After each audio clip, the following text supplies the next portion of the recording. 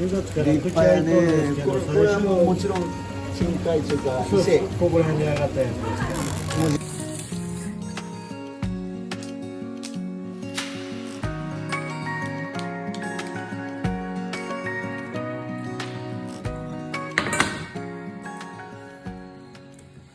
Sake and cold water rinse off the transparent blood. このロブスターじゃない伊勢エビです。正真正銘伊勢エビ。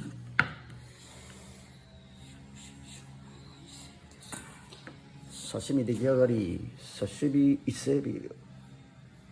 Oh, it's like a cherry pink, beautiful. 乾杯。これ食べや。焼き物ええな。持ってけ。いや、美味しいこれ。